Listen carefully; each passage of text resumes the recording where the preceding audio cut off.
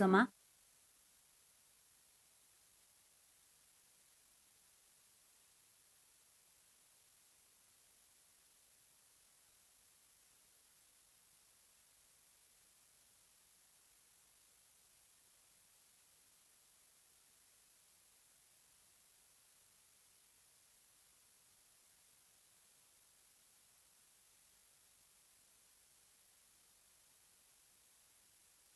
आदरणीय दिदीबहिनी तथा दाजुभाइहरू, आज विश्व कोरोना भाइरसको महामारीबाट आक्रान्त छ र यसका विरुद्धको लडाइँमा सरिक छ र त्यसका विरुद्ध हामी पनि लडिरहेका छौँ।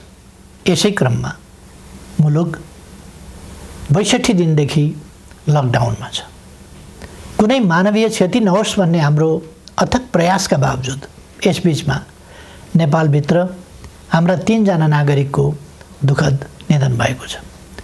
उहाँहरूसहित कोरोना भाइरसद्वारा स्वदेश तथा विदेशमा भएको मानवीय क्षतिप्रति दुःख व्यक्त गर्दछु र शोकाकुल परिवारजनमा म गहिरो समवेदना व्यक्त गर्दछु। बन्दाबन्दी आगामी जेठ 20 गतेसम्म जारी छ। यसले गर्दा हाम्रो समग्र अर्थतन्त्र र सम्पूर्ण देशवासीमा पुग्न गएको अप्ठ्यारोप्रति सरकार गम्भीर र संवेदनशील छ। कोरोना महामारीबाट जनतालाई मुक्त गर्ने, यसबाट सृजित सङ्कटबाट मुलुकको अर्थतन्त्रलाई रक्षा गर्ने र रोग तथा भोगबाट आफ्ना जनतालाई जोगाउने कामलाई सरकारले आफ्नो प्रमुख दायित्व ठानेको छ। दाजुभाइ तथा दिदीबहिनीहरू, 1 महिना अघि सम्बोधनका क्रममा मैले आउने साताहरू अझ चुनौतीपूर्ण हुने बताएको थिएँ। फागुन 3 गतेदेखि चैत 29 गतेसम्म झन्डै 2 महिनासम्म सङ्क्रमितको सङ्ख्या दोहोरो अङ्कमा ननाग्नु र मानवीय क्षति बेगर बन्दाबन्दीको पालना हुनुले विश्व स्वास्थ्य सङ्गठनले हाम्रो मुलुकलाई अति जोखिमको तहमा प्रगति भएको बताएको थियो। तर नयाँ वर्षको पहिलो हप्ता बितेसँगै महामारीको सङ्क्रमण फेरि विस्तार हुन थाल्यो। यति बेला सङ्क्रमितहरूको सङ्ख्या 600 नागेको छ। आसन्न जोखिमले हामीलाई थप सजग हुन, अझ उच्च योजनाका साथ सङ्क्रमणलाई नियन्त्रण गर्न र राज्यका सबै अङ्गहरूलाई महसुस हुने गरी अझ चुस्त र प्रभावकारी बनाउन माग गरेको छ। यस महामारीलाई नियन्त्रण गर्न प्रारम्भिक दिनका तयारीमा केही अलमल जस्तो देखिए तापनि हालसम्म आइपुग्दा हामीले लिएका कदमहरू सफल भएका छन्। लकडाउनले जीवनलाई असहज त बनाएको छ, तर यसले सामाजिक दूरी कायम गर्न, केसहरू पहिचान गर्न, आइसोलेसनमा राख्न र सम्पर्कित व्यक्ति पत्ता लगाउन मद्दत पुर्याएको छ। समयमै गरिएको लकडाउन, अन्तर्राष्ट्रिय सीमा नाका र उडानहरू बन्द गर्ने निर्णय र समयमै तय गरेको अस्पताल सेवा सञ्चालन कार्यविधिको तर्जुमा र कार्यान्वयन लगायतका कदमहरूले महामारीबाट हुन सक्ने डरलाग्दो क्षतिलाई जोगाएको छ। यसबीचमा 2 महिनाका शिशुदेखि 81 वर्षीय वृद्धासम्मलाई निको पार्न सकिनुलाई उपलब्धिका रूपमा लिइनुपर्दछ। यसरी दक्षिण एसियाका कतिपय मुलुकहरूको तुलनामा नेपालमा महामारी नियन्त्रणको स्थिति प्रभावकारी छ, तर त्यो ढुक्क भएर बस्ने स्थितिमा भने छैन। कोरोना विरुद्धको हाम्रो लडाईँ निकै चुनौतीपूर्ण र लामो छ भन्ने यथार्थप्रति सरकार सचेत छ।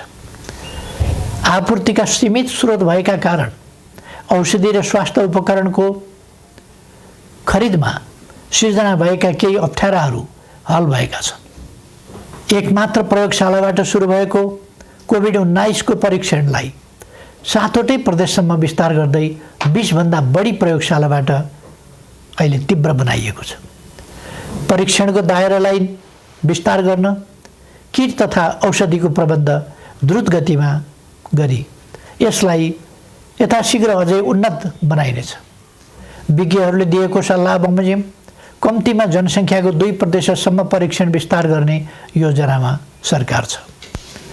प्रत्येक स्थानीय तहलाई कोभिड-19सँग जुझ्न सक्ने गरी स्वास्थ्य सुरक्षा, स्वास्थ्य सेवा, आधारभूत वस्तुहरूको आपूर्ति र शान्ति सुव्यवस्था कायम गर्न सक्ने तुल्याउन सङ्घ र प्रदेश बीचको सहकार्यलाई थप प्रभावकारी बनाइनेछ। खास गरी क्वारेन्टाइनको प्रबन्ध, राहत वितरण, आपूर्ति प्रणालीको व्यवस्थापन र अनुगमनमा स्थानीय तहलाई सक्षम पार्ने गरी साझेदारी अघि बढाइनेछ। क्वारेन्टाइनको सङ्ख्या बढाउने र त्यसको स्तरमा पुनरावलोकन गरी व्यापक सुधार गरिनेछ। आवश्यकता अनुसार बन्द अवस्थामा रहेका होटल तथा उपयुक्त सार्वजनिक संरचनाहरूलाई समेत क्वारेन्टाइनको रूपमा प्रयोग गर्ने बारेमा समेत योजना बनाइएको छ। केन्द्रीय योजना र स्थानीय तहको व्यवस्थापनमा सङ्क्रमित नागरिकको स्वास्थ्योपचार र क्वारेन्टाइनमा राखिएका व्यक्तिहरूको खानपान तथा हेरचाह व्यवस्थित गरिनेछ। महामारी विस्तार भएको ठाउँलाई सिल गरी त्यहाँ युद्ध स्तरमा परीक्षण तथा नियन्त्रणको कार्यलाई अघि बढाइनेछ। महामारी अहिले फैलिँदो अवस्थामा छ। यस महामारीसँग जुझ्न सबै सरकारी निकायहरू चुस्त र प्रभावकारी हुनै पर्दछ। समयको चुनौती सामना गर्न नसक्ने कुनै पनि संरचनाको नेतृत्वको तत्काल पुनर्व्यवस्था गरिनेछ। राष्ट्रिय सङ्कटको यस घडीमा खेलेको भूमिकालाई नै सम्बन्धित व्यक्तिको मूल्याङ्कनको मुख्य आधार बनाउँदै दण्ड र पुरस्कारको व्यवस्था गरिनेछ। कोरोना महामारी विरुद्ध एकीकृत कमान्ड एवं केन्द्रीय योजनालाई थप प्रभावकारी बनाइनेछ। सङ्घ, प्रदेश र स्थानीय तहबीच कोरोना सङ्क्रमण रोकथाम र नियन्त्रणका क्षेत्रमा जीवन्त सूचना, संवाद तथा प्रभावकारी समन्वयका लागि तीनवटै तहमा सम्पर्क व्यक्ति वा निकाय तोकी विद्यमान संस्थागत व्यवस्थालाई अझ चुस्त तुल्याइनेछ। फैलिँदो महामारीप्रति चासो राख्ने र यस महामारी विरुद्धको लडाइँमा कुनै न कुनै रूपमा संलग्न विभिन्न पक्षलाई समेटेर एउटा परामर्शदात्री संयन्त्र छिटै घोषणा गरिनेछ। दिदीबहिनी तथा दाजुभाइहरू, कुनै पनि विषयले कोरोना विरुद्धको जारी युद्धलाई कमजोर पार्न हुन्न भन्नेमा म स्पष्ट छु। मैले पहिले पनि भनेको छु, मानिसका लागि जीवन पहिलो कुरा हो। रोग वा भोग केहीबाट पनि हाम्रा देशवासीको जीवन जोखिममा पर्न नदिन सरकार हदैसम्म प्रयत्नशील रहन्छ। यस कार्यमा सरकार सबै देशवासीबाट आजसम्म प्राप्त सहयोगका लागि आभारी छ र आगामी दिनमा थप रचनात्मक सहयोगको अपेक्षा पनि गर्दछ। अहिले मुलुक बाहिर रहेका नेपालीहरूको घर फर्किने क्रम बढेको छ। मैले नेपालीहरूको ठुलो सङ्ख्यामा कार्यरत रहेका मुलुकका सरकार तथा राष्ट्र प्रमुखसँग गम्भीर संवाद गरेको छु। नेपालीहरूको अप्ठ्यारोमा सहयोग गर्न मैले गरेको आग्रहमा उहाँहरूले निश्चिन्त रहन आश्वस्त पार्नु भएको छ। म उहाँहरू सबैलाई धन्यवाद भन्न चाहन्छु। यसका अतिरिक्त कोभिड-19 को विश्वव्यापी सङ्क्रमणको कारणबाट उत्पन्न असहज परिस्थितिमा स्वदेश फर्कनुपर्ने अवस्थामा रहेका नेपालीलाई स्वदेश फर्काउने व्यवस्था सम्बन्धी विस्तृत योजना सहितको आदेश तत्काल जारी गरिनेछ। विश्वका जुनसुकै कुनामा अप्ठ्यारोमा परेका आफ्ना देशवासीहरूलाई सरकारले समयमै उद्धार गर्छ। समस्याको प्राथमिकता र देशभित्रको तयारीका बीच सन्तुलन मिलाउँदै यो काम छिट्टै सुरु गरिनेछ। सरकार आफ्ना नागरिकप्रति संवेदनशील छ, यसमा निश्चिन्त रहन म सबैमा आग्रह गर्दछु। विश्व स्वास्थ्य सङ्गठनको प्रोटोकल अनुरूप घर फर्कनेहरूको सीमा पार गर्नु अघि अनिवार्य परीक्षण हुनुपर्ने थियो, जसले महामारीलाई समुदाय स्तरमा फैलिनबाट धेरै हदसम्म जोगाउन सक्थ्यो। तर छिमेकी मित्र राष्ट्र भारतबाट अधिकांश घर फर्कनेहरू नियमको पालना र परीक्षण बिना नै अनेक कष्ट झेल्दै ठुलो सङ्ख्यामा सीमा पार गरिरहनु भएको छ। परीक्षणको अभावमा महामारी तीव्र गतिमा फैलिनमा यसले पनि योगदान गरिरहेको छ। स्वदेश भित्रिसक्नुभएका दाजुभाइ दिदीबहिनीहरूले छिटो परीक्षण गर्न, सामाजिक दूरी कायम गर्न, सुरक्षित ढङ्गले क्वारेन्टाइनमा रहन र अन्य नियमहरूको पालना गर्न जरुरी छ। यस काममा उहाँहरूलाई आवश्यक सहयोग पुर्याउने थप दायित्व स्थानीय तहको काँधमा आइपरेको छ। यस्तै अवस्थामा जनस्तरमा पारस्परिक सहयोगको आवश्यकता हुन्छ। जनताबीचको आपसी सहयोग र सजगतामा मात्रै कोरोना जस्तो महामारीको सङ्क्रमणलाई नियन्त्रण गर्न सकिन्छ। हामी स्पष्ट हुनुपर्दछ, कोही पनि रहरले मात्र विदेशिएको हुँदैन। कोरोना सङ्क्रमण जो कसैलाई पनि हुनसक्छ, कसैले पनि इच्छाले सङ्क्रमण बोकेर फर्किएको पनि हुँदैन। कसैको पनि बोली र व्यवहारबाट घर फर्किएकाहरूको आत्मसम्मानमा चोट नपुगोस् भन्नेमा सचेत रहन म सबै देशवासीहरूलाई आग्रह गर्दछु।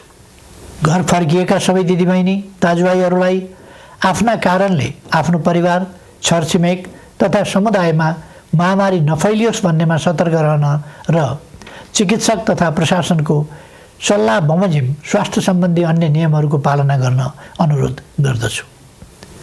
अप्ठ्यारो बेलामा केही तत्त्वहरू जनतामा भ्रम फिजाएर आफ्ना अलग स्वार्थ र उद्देश्यहरू पुरा गर्न सक्रिय हुन सक्दछन्। यसरी जनतालाई भ्रमित गर्दै समाजमा असन्तोष फैलाउन उद्धत गैर जिम्मेवार तत्त्वहरूको बहकावबाट सतर्क रहन समेत आह्वान गर्दछु। विश्वव्यापी प्रवृत्ति र हाम्रो मुलुकमा त्यसको प्रभावलाई हेर्दा यस महामारीको सङ्क्रमण अझै केही अवधि जारी रहने देखिन्छ। समुदायमा सङ्क्रमण थप विस्तार हुन नदिन आवश्यक सावधानीका साथ केही नयाँ कदमहरू चालिनेछ। महामारीका कारण माध्यमिक शिक्षा परीक्षा एसईई सञ्चालन हुनुभन्दा 2 दिन अगाडि स्थगित गर्नु परेको थियो। यो परीक्षा सञ्चालन हुन नसक्दा लाखौँ विद्यार्थी अहिले अन्यलमा छन्। अहिले तत्काल परीक्षा सञ्चालन गर्न सकिने अवस्था पनि विद्यमान छैन। तसर्थ एसईईका परीक्षार्थी विद्यार्थीहरूको सिङ्गो शैक्षिक वर्ष खेर जान नदिन शिक्षा, विज्ञान तथा प्रविधि मन्त्रालयले छिट्टै आवश्यक प्रबन्ध मिलाउनेछ। आवश्यक नीतिगत व्यवस्थासहित मन्त्रालयले भर्चुअल कक्षाको समेत प्रयोग गरी सबै विद्यालयहरूमा नयाँ शैक्षिक वर्ष अन्तर्गतको पठन पाठन सञ्चालनको काम अघि बढाउनेछ। कोरोना भाइरस महामारीको जोखिम न्यून गर्दै आवश्यक आर्थिक क्रियाकलापलाई सुचारू गरिनेछ। सरकारको नीति तथा कार्यक्रममा जोड दिइए अनुरूप खेतीपातीको याम खेर जान नदिन सामाजिक दूरी र आवश्यक परहेजलाई ख्याल गरी कृषि कार्य अघि बढाइनेछ। समुदायमा सङ्क्रमण फैलिन नदिन मानिसको आवागमनलाई आवश्यक मात्रामा सीमित गर्ने गरी प्रशासनिक कडाइलाई भने कायमै राखिनेछ। कोरोना महामारीका कारण थपिन सक्ने गरिबी र बेरोजगारीलाई समाधान गर्न कृषि क्षेत्रको अहम भूमिका हुने कुराप्रति सरकार सचेत छ।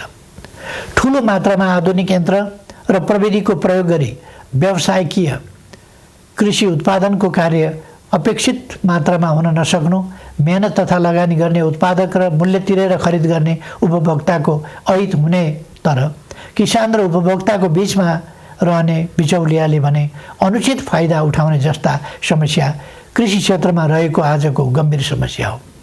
यस समस्यालाई सम्बोधन गर्न आवश्यक खाद्य वस्तुहरूको आयातलाई घटाउने, कृषिमा आत्मनिर्भर हुने, क्रमशः कृषि उत्पादनको निर्यात तीव्र पार्ने र कृषि क्षेत्रमा ठुलो मात्रामा रोजगारी र स्वरोजगारी सृजना गर्ने कार्यक्रम हालै संसदबाट नीति तथा कार्यक्रमका रूपमा पारित गरिसकिएको छ। कोरोना महामारीका बीच पनि अर्थतन्त्रलाई चलायमान राख्ने र राष्ट्रिय गौरवका आयोजना लगायत कतिपय विकास आयोजनालाई अगाडि बढाउने हाम्रो प्रयास र प्रयोग सफल भएको छ। कोरोना महामारी बीच पनि माथिल्लो तामाकोशी, मेलम्ची, पोखरा, भैरवा र काठमाडौँ विमानस्थल निर्माण विस्तार तथा रानी पोखरी, धरहरा लगायत पुनर्निर्माणका काम अगाडि बढाउन सकिएको छ। यसले कोरोनालाई छल्दै विकासका काम अगाडि बढाउन सकिन्छ भन्ने पुष्टि भएको छ। अब नियन्त्रणको सीमाभित्र रहन सक्ने थप उद्योगहरूलाई सञ्चालनको अनुमति दिइनेछ। काममा आउने आफ्ना श्रमिकलाई समुदायमा छ्यासमिस नहुने प्रबन्ध गर्ने शर्तमा जुन जुन जिल्लाका श्रमिक हुन् तिनीहरूलाई पहिले कोरोना परीक्षण गरी प्रशासनको निगरानीमा उद्योग व्यवसाय सञ्चालन हुने स्थानमा ल्याउने प्रबन्ध मिलाइनेछ। सम्बन्धित उद्यमीले आफ्नो व्यवसायमा रहने श्रमिकहरूले तोकेको प्रोटोकल पालना गरे नगरेको अनुगमन आफै गरी त्यसको नियमित जानकारी सम्बन्धित प्रशासनिक निकायमा गराउनु पर्नेछ। यसको प्रभावकारिताको आधारमा क्रमशः थप व्यवसाय सञ्चालनको प्रक्रिया अघि बढाइनेछ। दैनिक आवश्यक वस्तुहरूको आपूर्ति सहज तुल्याउने र आन्तरिक उत्पादन वृद्धिका लागि कच्चा पदार्थदेखि उत्पादित वस्तुको बजारसम्मको श्रृङ्खला अवरुद्ध हुन दिइने छैन। आवश्यक वस्तुहरूको आन्तरिक ढुवानी र आयात निर्यात सहज बनाइनेछ। कोरोना महामारीको असरबाट क्षति भएका औद्योगिक व्यावसायिक क्षेत्रका लागि राहत सुविधाको व्यवस्था सरकारले गर्नेछ। यस्ता सुविधामा कर सहुलियत, शुल्क मिनाहा, कर्जाको ब्याज सहुलियत, सहज ऋणको उपलब्धता एवं विद्युत लगायतका क्षेत्रमा दिइने छुटहरू पर्नेछन्। निजी क्षेत्र सबल नहुँदा अर्थतन्त्र सबल हुन सक्दैन भन्ने यथार्थलाई सरकारले राम्रोसँग बुझेको छ। शिथिल बन्न पुगेको अर्थव्यवस्थालाई दुरुस्त गर्न आवश्यक आर्थिक पुनरुत्थान सम्बन्धी विस्तृत प्रस्ताव अर्थ मन्त्रालयले छुट्टै जारी गर्नेछ। यस अप्ठ्यारो समयमा अपाङ्गता भएका व्यक्ति वा अन्य कसैको पनि राज्यले उपलब्ध गराउँदै आएको सामाजिक सहायतामा कटौती गरिने छैन। सामाजिक सुरक्षाको दायरा फराकिलो पारिनेछ। योगदानमा आधारित सामाजिक सुरक्षा प्रणालीलाई परिमार्जन गरिनेछ। यस प्रणालीमा आबद्ध सबै श्रमिकहरूको सामाजिक सुरक्षा कोषमा गर्नुपर्ने योगदान रकम हाललाई सरकारी कोषबाटै मिलान गरिनेछ। श्रम गर्नै नसक्नेलाई राहत दिउँ, बाँकी सबैलाई काम दिउँ र आर्थिक रूपमा भर्ती गरौँ भन्ने मान्यतामा सरकार दृढ छ। प्रधानमन्त्रीको नेतृत्वमा रहेको प्राकृतिक विपत्ति न्यूनीकरण तथा समस्या समाधान कोष र गृहमन्त्रीको नेतृत्वमा रहेको प्राकृतिक विपत्ति राहत कोषमा समेत रहेको रकमको महत्त्वपूर्ण हिस्सा कोरोना सङ्क्रमण रोकथाम, नियन्त्रण तथा उपचार कोषमा हस्तान्तरण गरिनेछ, जसबाट कोरोना रोकथाम, नियन्त्रण र उपचारमा थप योगदान पुग्नेछ। यति बेला विदेशमा रोजगारी गुमेर ठुलो सङ्ख्यामा हाम्रा श्रमिकहरू स्वदेश फर्किनु भएको छ। साथै कोरोना महामारीका कारण नेपालमा कार्यरत विदेशी श्रमिकहरू पनि ठुलो सङ्ख्यामा आफ्नो देशमा फर्केको या फर्कने अवस्था रहेको छ। मुलुकमा विद्यमान र यस्ता विभिन्न ढङ्गले सिर्जना भएका रोजगारीका अवसर, विदेशमा रोजगारी गुमाएर स्वदेश फर्किएका र स्वदेशमै रोजगारविहीन नेपालीहरूलाई उपलब्ध गराइनेछ। यसका लागि आवश्यक पर्ने उपयुक्त सिप र तालिमको व्यवस्था सरकारले गर्नेछ।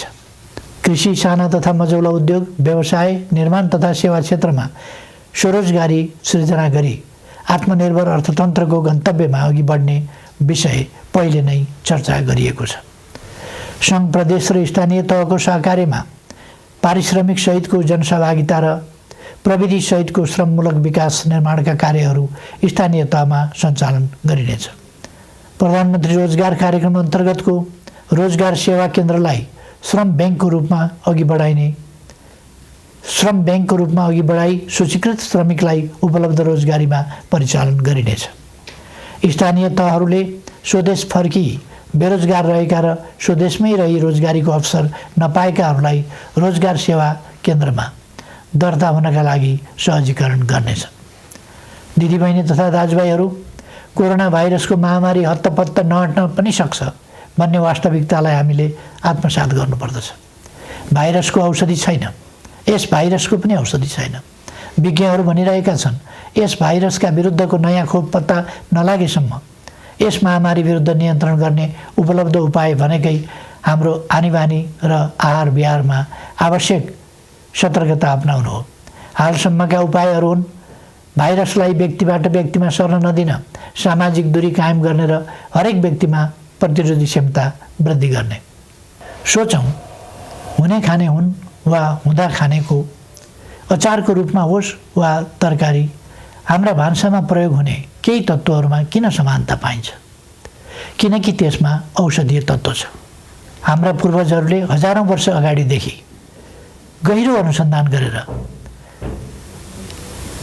प्रचलनको रूपमा अगाडि सारेका, हाम्रो भान्सामा प्रयोग हुँदै आएका ती औषधीय तत्त्वले रोगको प्रतिरोध क्षमता बढाउन बल पुर्याइरहेका छन्। तसर्थ निरोगी नेपाल निर्माणका लागि 5 कार्य गर्न आग्रह गर्दछु। पहिलो, यस महामारीसँग लड्दै निरोगी नेपाल निर्माणमा आफूलाई तयार राख्न उपलब्ध आहारलाई स्वच्छ र सन्तुलित बनाऊ। दोस्रो, लकडाउनको समयमा उपलब्ध फुर्सदलाई स्वस्थ रहन उपयोग गरौँ। शारीरिक र श्वास प्रश्वासको चुस्तताको लागि घरैभित्र व्यायामलाई निरन्तरता दिउँ। तेस्रो, भाइरस फोहोरमा रमाउँछ। आफ्नो शरीर र वासस्थान दुवैको सरसफाइमा एकदमै ध्यान दिउँ। चौथो, स्वस्थ रहनका लागि पर्याप्त आराम आवश्यक छ, यसमा ध्यान दिउँ। पाँचौँ, उच्च मनोबल कायम राखौँ। भय र त्रास, चिन्ता र आशंकाले रोगव्याधिका विरुद्धको लडाइँमा कमजोर तुल्याउँछ। कोरोना भाइरसबाट जीवन गुमाउनेको सङ्ख्या प्रतिशतमा हेर्ने हो भने हामीले सामान्य ठानेका मौसमी रुगाखोकीबाट मर्नेको भन्दा कम छ भन्ने त तथ्याङ्कले नै बताएको छ। नबोलौँ, हरेक चुनौतीको सामना गरेर नै मानव जाति आजको स्थानमा आइपुगेको हो। मानव जातिले सभ्यताको इतिहासमा असाधारण प्रतिकूलताहरूको सामना गरेको छ। हिमयुग जस्ता अनेक कठिन समय पार गरेको छ। औषधि र अस्पताल नै नभएको बेलामा समेत अनेकन महामारीहरूको सामना गरेर अघि बढेको छ। मैले पहिले पनि चर्चा गरेको छु, चुनौतीको सामना गर्ने, लडेको ठाउँबाट धुलो टकटकाउँदै उठ्ने र अघि बढ्ने नेपालीको चरित्र हो। हाम्रो आनीबानी र खानपिन ठिक हुँदा हामी जोगिन्छौँ र कोरोनालाई पराजित गर्न सक्छौँ। त्यसैले सकारात्मक सोच राखौँ। सरकारले यसलाई निरोगी नेपाल निर्माण अभियान भनेको छ। निरोगी नेपाल निर्माणलाई मूल स्वास्थ्य नीति बनाएको छ। प्रकृति मैत्री स्वच्छ जीवन प्रणाली प्रवर्धन गरी नेपालीको रोग प्रतिरोधी क्षमता वृद्धि गर्न निरोधात्मक कार्यक्रम सञ्चालन गर्ने नीति अघि सारिएको छ। हाल कोरोना महामारी विरुद्ध सबै सामर्थ्य लगाउने र कोरोना मुक्त नेपालको स्वास्थ्य सेवामा प्रतिरोधात्मक र उपचारात्मक विधि अवलम्बन गर्न सरकार प्रतिबद्ध छ। नेपालीहरूको मनोबल उच्च छ र प्रतिरोध क्षमता पनि असाधारण छ। यस महामारीलाई सरकारले अघि सारेका विभिन्न उपायहरूसहित आफ्नो उच्च मनोबल र प्रतिरोध क्षमताका साथ पराजित गर्नेछौँ भन्ने मैले विश्वास लिएको छु। सबैमा सुस्वास्थ्यको कामना गर्दछु। धन्यवाद।